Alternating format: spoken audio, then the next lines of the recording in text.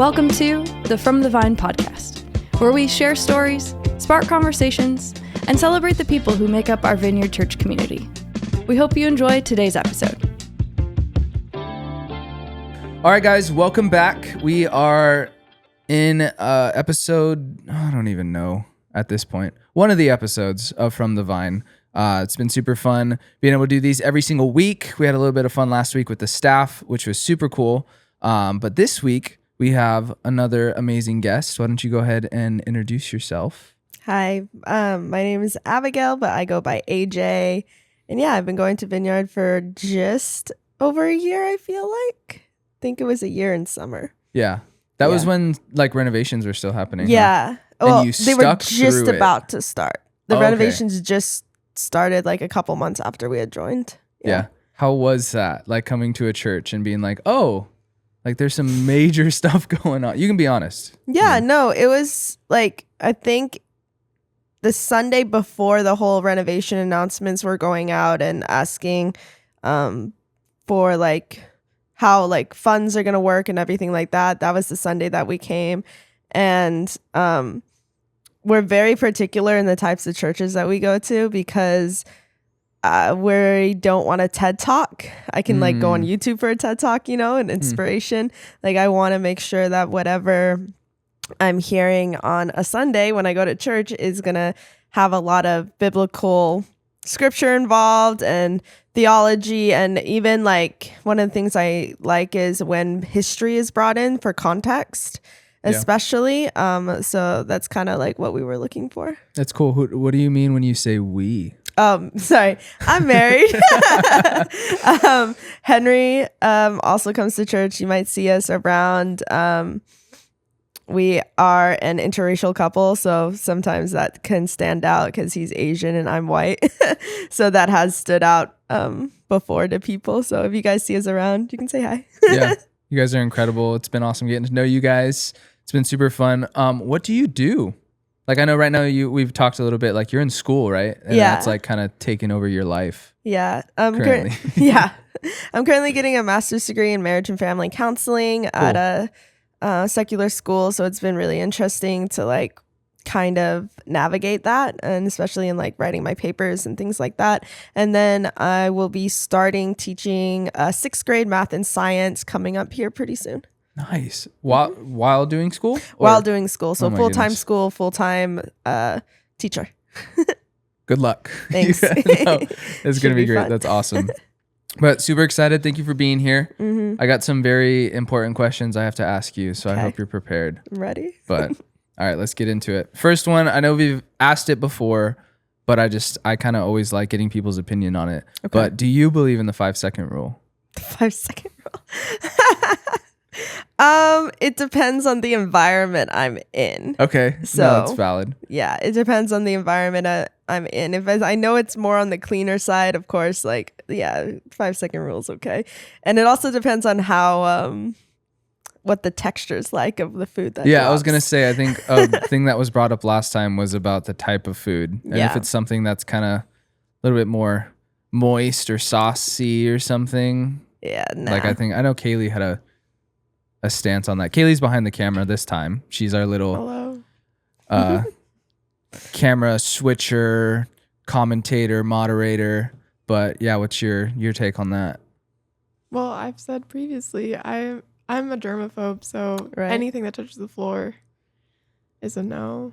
Makes sense. But I don't believe you can just blow it off and it blows off. Yeah, that's what Mieko said. You just give it one of the, Yeah. And I agreed with her on that. Yeah, even at our house, if it fell on the floor or rug, absolutely not. But if it's on the counter or a chair, that's not how the 5-second rule is about the floor. The floor, not a counter. No. That makes sense. But so it just depends on. It depends. If you had to lean one way or the other. I think I do more not than no 5-second rule than is, because I have a dog and a cat at home and they have fluffiness everywhere. Yeah. And I think pretty much anything that falls on the ground gets at least a strand of hair. Yeah, that's a valid take. I don't know. I'm a firm believer in the saying, God made dirt and dirt don't hurt. If something falls on the floor, I will hand it to Jacob and Yeah. Or she does this thing where something will fall on the floor and we'll just look at each other because she knows that I'm not afraid to eat it. And I'll just kind of look at her as I just pick it up and eat it. And she's like, oh my gosh, I can't believe you did that. But amazing. I understand people's take on not wanting to, but especially if the food, like if it's good, like I'm not wasting it just because it fell on the floor for a second, you know? Mm-hmm. But anyways, speaking of still on food, are you a breakfast person? Do you like to eat breakfast? I do. I grew up with like my dad was like the breakfast person. So he would make pancakes and stuff for us and things like that in the morning here and there. But at the same time, breakfast, I like it. Breakfast, I like it, but I don't eat it. Like, I don't actually have breakfast in the morning that often.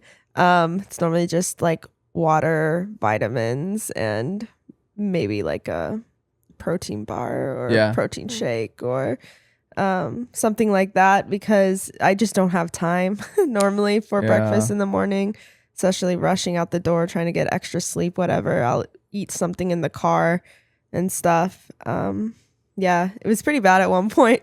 Like I lost, I think like 10 pounds within like 2 or 3 months because I was living off of pretty much just energy drinks. Oh, jeez. So it was really bad. Yeah. What's your like ideal breakfast if you had time and you had nothing to do until like 1 p.m.? I love eggs Benedict and waffles. Yes. I really like those two. So, yeah. Do you like plain waffles or what do you put on them? I like blueberry waffles a lot. Smack. With like some fruit on top and then a little bit of syrup and things. But I hate the prices around here. Like they overcharge for everything here. Like I do love going out for breakfast with friends and stuff. But like the pricing on these things is ridiculous. Like here, let me give you a 1 waffle and like it's $3 extra for blueberries. And if you want to have any syrup with that, that's another $1. And like, oh, you want a fork on the side? Yeah, it's 50 exactly. cents, you know? It's ridiculous. So yes, I love breakfast, but no, I do not eat it. Would you say, do you like breakfast food for a different meal of the day, like breakfast for dinner or like breakfast for lunch? Growing up, I had breakfast for lunch sometimes. Like my dad would do that. And my dad also, we have this cupcake eggs. Basically, you put, you have a cupcake tray, you have a round piece of bread you put at the bottom, you put bacon around the sides and crack an egg in the middle. Oh, okay. It's breakfast eggs. They're incredibly good. Yeah.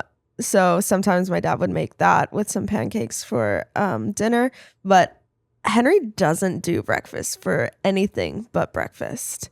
So he doesn't do breakfast for lunch or dinner. He doesn't see the point of it. Yeah. And plus breakfast is normally a little bit more on the sweeter side. So he doesn't like that either. Yeah. So we just haven't really had the opportunity to have much breakfast for dinner, even though I grew up with it. Yeah. No, I've always been obsessed with breakfast food. And Kaylee actually has an obsession right now. There's these like frozen plant fruit. I don't even know what they're made of, but there's like something like that where it's just vegetables. That's what it is. They're made from vegetables. Frozen vegetables? No, they're waffles. They're waffles. They're not made from plants. I mean, what is this like? They're like zucchini vegetables bread. come from plants. Like, so have you had zucchini bread? Have I had zucchini bread? I don't know. Or like but it's carrot not- cake? Yes. Yeah, like it's like a vegetable, but in something sweet. But it's like these are literally made up of it, like So, of vegetables. What is this? Vegan, gluten-free, Yeah, all like around, Whole Foods, $10.99 for a bag of like 4 of It tastes them. like legit, like it tastes like a carrot cake waffle. Interesting. I think it tastes awful. I think It is terrible. I don't know how she does it. Like she can, and then we get like regular like. You've probably had like the Kodiak pancakes or Kodiak waffles or like the protein waffles. Yeah. I just get those. I'm like, oh yeah, those are great. And Those are okay. she just doesn't think any of like the other frozen waffles like taste good. Interesting. But she thinks that those taste good. because they're just thick. get yourself a waffle maker. I know. We used to have one. We need to get a waffle maker. Do you guys have one? Yes, but I barely use it because I'm normally out of the house, or we work out in the morning. So like breakfast has been pretty much non-existent. Like I haven't even had breakfast this morning. Like, I had like a quick bar on the way to the on what I did this morning. Oh, okay. Yeah. I think I had those. I had the Kodiak waffles this morning, and they were really good. Kaylee probably had her. You did have your waffles this morning. Can you? It's really cold in here. Can you turn off the AC? It's over on the side, and it's the bottom right button for everyone listening. Talking you through how to use a thermostat. It's the bottom right button, and you just kind of press it until it says off. Amazing. Thank you, Kaylee. That's broken because I'll turn it on and I'll set it to like 72 in here, but it'll never turn off. And it'll just stay running, and it'll get to like, I'm not even kidding, like it'll get like 65 in here, and I'll be freezing. I think it's because it's tied in to the other ones. Anyways, it's getting back on topic of breakfast. Amazing. This kind of ties into breakfast because I'll go that route. But what is your favorite season? Season? And again, I'll explain how this will tie in. Probably, I want to say spring, because I like to be able. I like the whole like shorts and sweater vibe. Yeah, where it's like just warm enough during the day that you can like maybe go to the beach without like baking. And then it gets around like 5 or whatever. It gets cool enough that you just throw a sweater on top and you're good for the time. That's kind of my vibe, I guess you could say. Especially because I burn, I do not tan. So I like it more when there's like a little breeze on the air and things like that. Yeah. Good. I like that. I've always liked fall. I feel like fall and spring are very similar in the, I don't know, weathering. In a sense. Yeah. I don't know exactly because we live in California and the weather is all over the place. Yeah. Or it's very consistent. Mm-hmm. So I find it's like, oh, especially like on the west side, it's like, oh, nope, it's just going to be 75 year round. Yeah, especially. But I like the fall because like, especially for my closet, like all of my clothes are like layered stuff that I can't wear when it's too hot. Actually, yeah, now that I think about it, I have a lot of layered stuff in my closet too. It'll be interesting because when I start teaching, I'm going from the west side into North Hollywood, Sherman Oaks area. So the temperature change might be a little bit there. Yeah, it'd be a little warm. Mm-hmm. But yeah, I also like fall because I'm going to start by saying this. I do not like Starbucks as a whole. As a just everything, like there are certain things that I do like from Starbucks, but Pumpkin Starbucks spice as lattes? No. So this is actually something that say. Kaylee put me on. Because I think I went and got something else the other day, but it was a while ago. She was like, oh, we need to try this. Because you know how they have the pumpkin cold foam?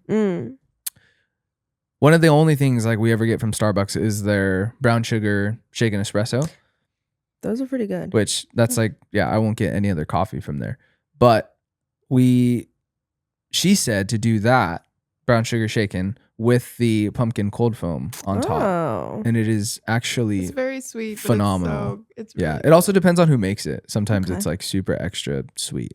But yeah, so I don't go get a pumpkin spice latte. I get a brown sugar shaken with pumpkin cold foam.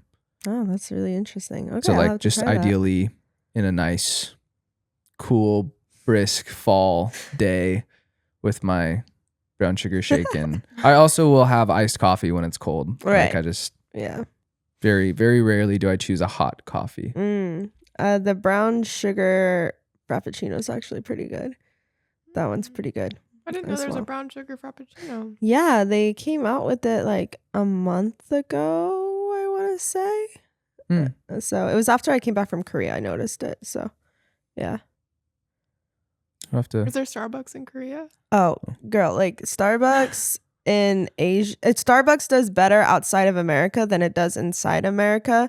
for revenue and things, because Wow. they depending on what country you go to, they actually change up their menu based on their clientele there, and their Yeah. drinks are like 1,000 times better than anything here in the States. People have become blinded to the amount of different flavors and things you can do with a Starbucks coffee. Huh. Wow. Yeah. I've in heard this them like country. do that with like McDonald's too. Oh Because yeah. like apparently McDonald's, I think people here would say that it's kind of on the lower end of stuff, but people internationally will say like, oh yeah, McDonald's is great. Yeah, it's pretty solid in other countries. Burger King.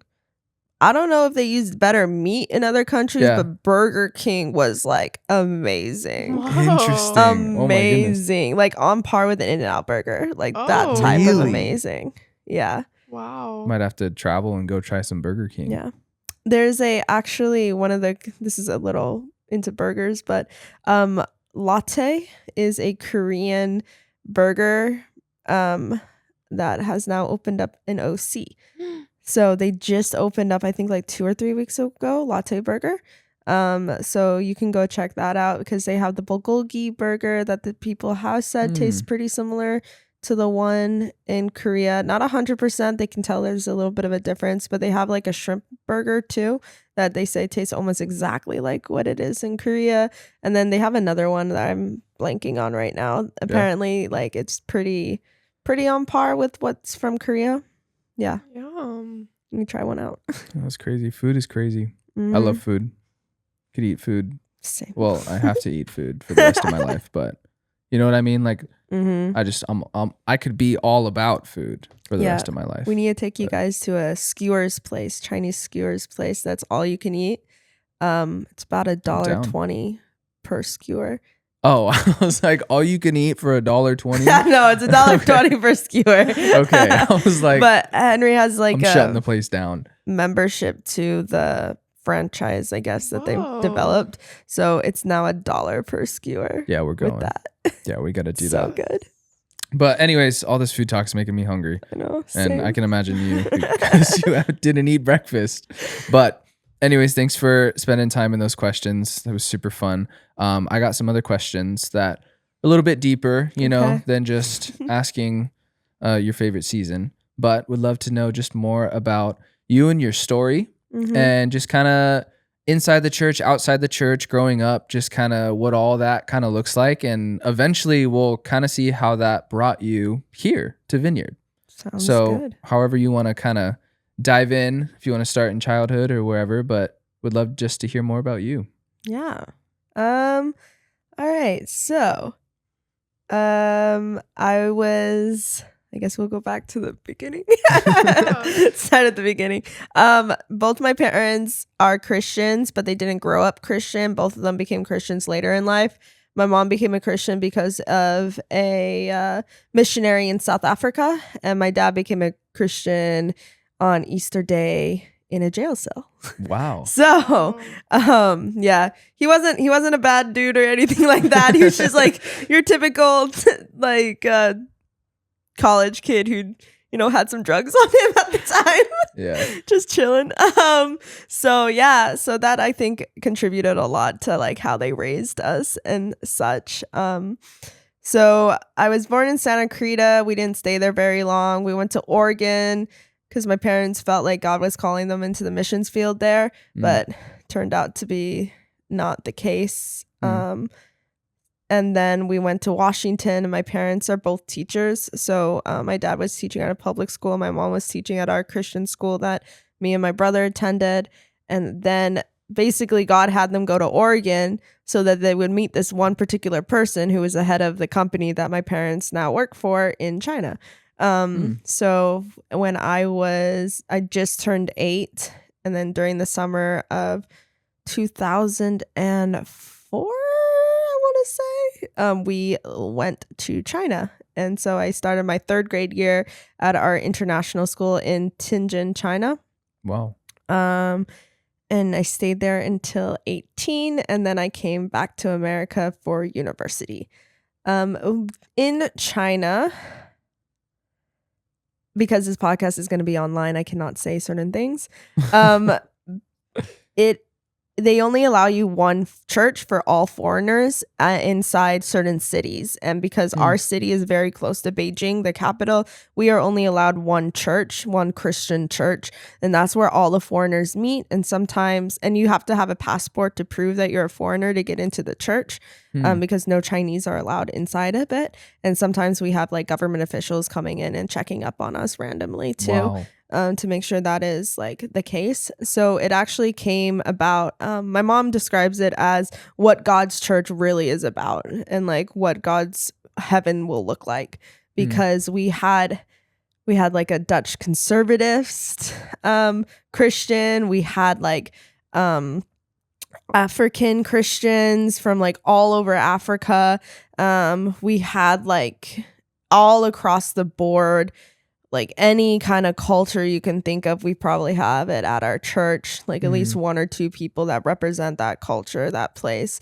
But we all are technically forced to worship underneath the same place because of that. So we have like a very diverse elders board there that my dad's on, because like we need to make sure that we are all like, they're checking each other for like theological stability and things like that, making sure they understand that we're all on the same page on certain things. And like there's been a lot of discussions on certain things sometimes about how to present things to the congregation, because there's so many different kinds of theological viewpoints sometimes. But all in all though, it's really fun because like some days we would have like our very African like church service with like dancing and things like that. And then sometimes it'll be like the other worship team was up and they were more of the, I guess what like Vineyard would have, and things like that. So it's very interesting and diverse church that I grew up in, which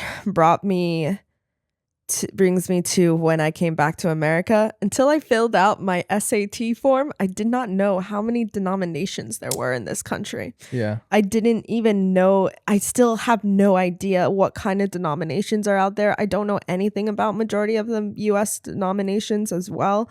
I was just blown away by the division that there is here. And like, for a long time, it was hard to find a church that didn't feel like they were feeding into that division in a sense. Just because like I grew up in such a like the full sense, I feel like, of a non-denominational church, like full sense of it, because of everything that like was around me and stuff in China. And even in my international school, it was a Christian school. Unfortunately, it is not anymore. The staff is all Christian, but we are no longer allowed to do any Christian-y type stuff anymore. The government has shut all of that down now. I think that happened like about 3 or 4 years after I graduated from the school. Yeah. So before we used to have like Bible classes and theology classes and stuff. Now they're philosophy classes. So yeah, we're a little careful on that. But basically, I went to school with majority of non-Christians, and I would be constantly debated, especially in high school, about my Christianity. Yeah. But it was also really interesting because I had a non-Christian tell me that like out of a lot of the Christians, self-proclaimed Christians that go to the school, I'm the only one that they believe is a real Christian. So that was kind of a cool thing that one of the non-Christian friends that I had said to me. That's not to brag or anything, but just to like explain how like my world viewpoints are. Yeah. Just because like I'm very solid in what I believe, why I believe it, and things like that. And that comes a lot from like my mom. She would basically tell me and my brother, no matter what it was, whether it was playing on the PS5, no, PS4, PS2, you know, one of those consoles, and convincing her by writing a paper that me and my brother should be allowed to play on it. Oh, geez. To like our faith. My mom was like, you must always have a stance of factual backgrounds as well for why you believe what you believe and why you think you should do something. Yeah. So I think that's really helped form my Christianity. As for when I became a Christian, though, for that testimony part, My mom said it was like when I was 4 or 5, I think she said. She was like talking to me, about everything. And she's like, do you want to become a Christian? And I just looked at her and I'm like, I did that yesterday. Whoa. Wow. So apparently that's when I became a Christian on my own. And my mom was like, I kind of wanted to be there. Yeah. She's like, I kind of wanted to be there when you became a Christian. Yeah. Yeah. Aww. So I've always had a little bit of independency of me. Not necessarily a rebel child, but maybe when I was little, I used to climb out of windows and run away from home. Oh no! When I was like 5, no, not even 5. I was like 3 or 2 or 3. You're 3 and climbing out a window and and running away just for fun because I wanted to go on my own adventure, and the neighbor would bring me back and be like, "Isn't this your child?" To my mom. That's so funny how as kids, because I did the same thing. Yeah. That I just ran away because I wanted to see if my parents would chase after me. I was like, I'm just gonna do it to do it, and I ran out the door, but then I climbed up on our roof of the house, and I waited to see if they'd come outside to come look for me. I think I just was going on adventures, to be honest. I was a very adventurous child. Yeah. I've always been very adventurous, but I think I just wanted to go exploring. That's so fun. Aw. Well, I can see how you were talking about how it's the challenge of finding a church and where that kind of comes from. So then where kind of what was your initial what is the first thing you kind of thought? And you kind of already talked about coming to the States and seeing churches and looking for a church and then ultimately landing at Vineyard. What was that for you when it's you were talking about the division and it's just wow, how did you kind of process that? And then how did that kind of lead to now being planted at Vineyard? Yeah, so I think it kind of starts more in university when I came. So answering your first question about what was it like coming back to the States, and then also seeing Christians and then churches and stuff like that. So I went to Biola University, which is in La Mirada. It's a Christian university, and I'm kind of proud of that, going to Biola as a Christian, just because they keep a very, very strong theological stance on things, which I think is really cool for a school to be doing that, especially as a lot of other schools have kind of drifted away to change themselves. But basically, when I first came to the States, my dad was worried about me because I went into a shell when I came. I would not talk to people. I was scared I would offend someone, to be honest. So I think my first semester, especially my freshman year, I was not talking to anyone. And to the point where my roommate was like, yeah, people knew about we had a room of 3. And she's like, yeah, people know about this other girl, but they have no idea you exist. They didn't even know when I said your name, when they were like, oh, who are you rooming with? So I was like, yeah, that's how bad it was. Yeah. And then my second semester, I slowly started talking with people more. But then as time went on, a lot of Biola professors teach or are also preachers at different churches. So I went to one of those for a while during the time at Biola, but I'm sure other Christian university students can attest that because we have to do get our chapel hours in, church didn't seem like something to go to that often. For sure. Because we just have to do so much stuff biblical wise at the school that chapel is church pretty much. Pretty much to church 3 times a week. Exactly. So we didn't really get too plugged into churches because of that. And then I was also taking sociology as my major, so that also played into my ideas of what the church was like and stuff. It wasn't the best of professors, some of them, unfortunately. They were very much my voice didn't matter due to my skin tone a lot kind of idea. So that was very interesting. Even if I'm backed up by a cultural minority, I wasn't seen as my voice at all. So that also kind of put me down for being even more cautious when then looking for churches and looking at places and stuff in California, especially because of that. And finally, we ended up, after me and Henry got married, after I graduated, then he took a year off and then went back to school. But we looked for a church after that, and we found Eastside. Eastside is kind of a big church down in OC Anaheim, but we really, really like the pastor there. Why am I blanking on his name? Starts with a G. I think it starts with a G. Yeah, I wouldn't know. Anyways. Right. Yeah, maybe it's great. Maybe it was Greg, actually. Anyways, he's an incredible pastor down there because we really liked the theology that he brought to the sermon and stuff, and like he really dived into the history of things, the context of things sometimes, and he also wasn't as scared for his church to talk about questions that a lot of churches are scared to talk about. Yeah. He did like series on that, or like, let's talk about suicide, let's talk about depression, let's talk about, LGBTQ, like how do we respond to this and things like that. And he would do sermons on those things, which I thought was really awesome because he drawed in like biblical stuff, right? And then when we moved up here, we did kind of look around for churches here and there, but we didn't really find it. And then my parents, like when they came during the summer, they looked around for churches for us and told us like where to go visit that they enjoyed. But like one of their churches that they went to, like the demographic was quite on the older side, that, they might be seeing Jesus soon kind of way. So we were like, oh, that doesn't necessarily match like our life and where we're at right now and like the community that we're looking for. And then Henry was actually like, I knew I'd seen Vineyard before in the cafe and things like that. I've gotten coffee there before when it was the other name. Yeah.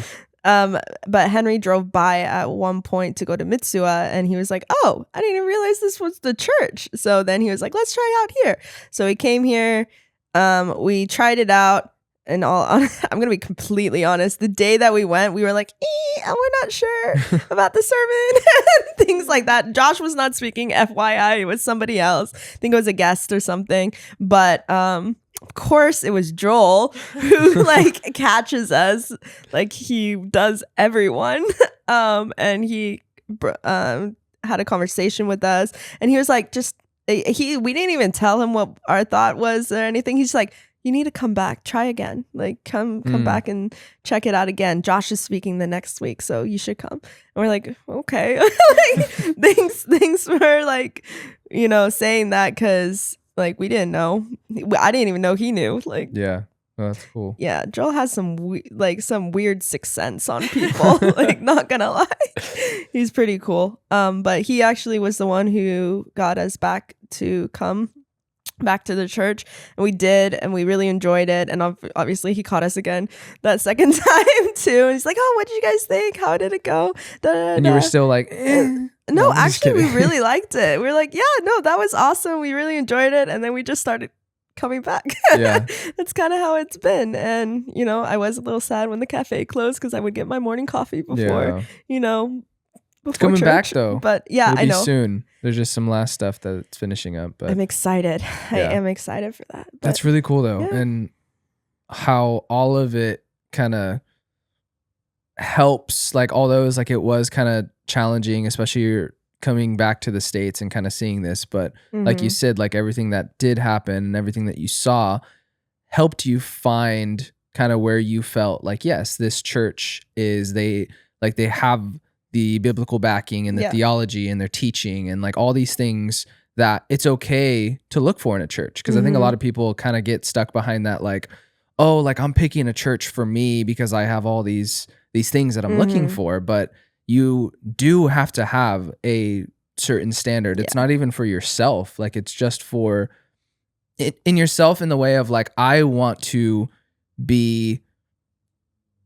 understand, I want to learn, I want to get all of these teachings, and they need to be rooted in truth. Yeah. So like having all of those, like those things that you're looking for, and especially like in that background that you have, like it's super important and gets you planted and serving sometimes too. Like, do you guys, I think we talked about it a little bit, but if you guys are serving now at Vineyard.